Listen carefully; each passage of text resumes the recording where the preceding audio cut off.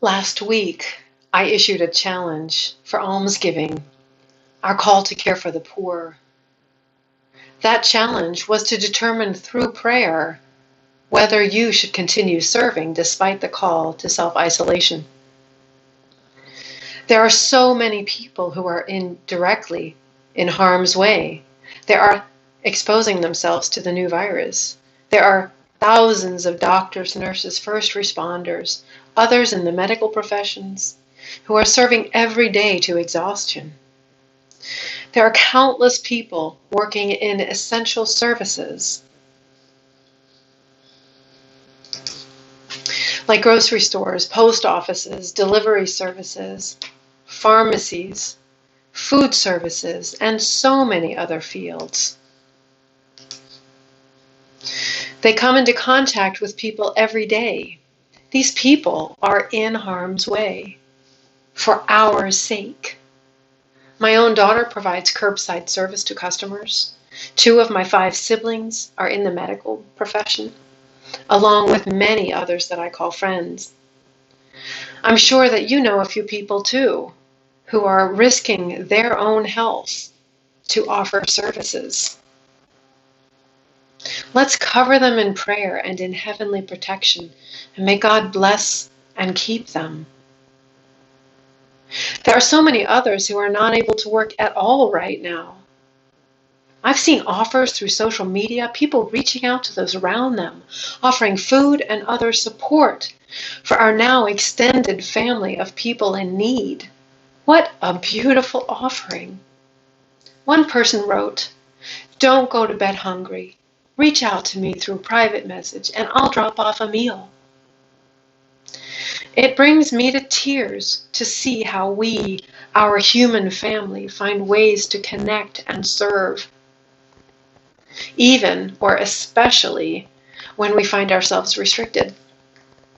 I notice in my own small community, the local soup kitchen is still opened, offering curbside service.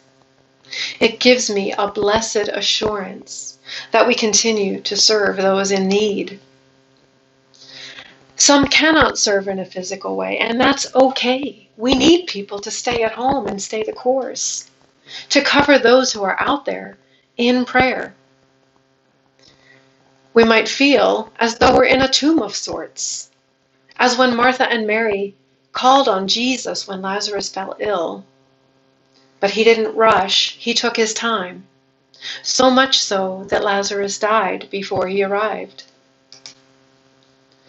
Our faith has tried to prepare us for this narrow road. Do we accept it, or are we like the disciples who left when they couldn't accept Jesus' teaching, who refused to accept the foretelling of his passion, who slept while he prayed, or betrayed him, or denied him, or abandoned him in fear, or went into hiding when Jesus went into the tomb for those 3 days? But we know the end. Jesus has conquered death.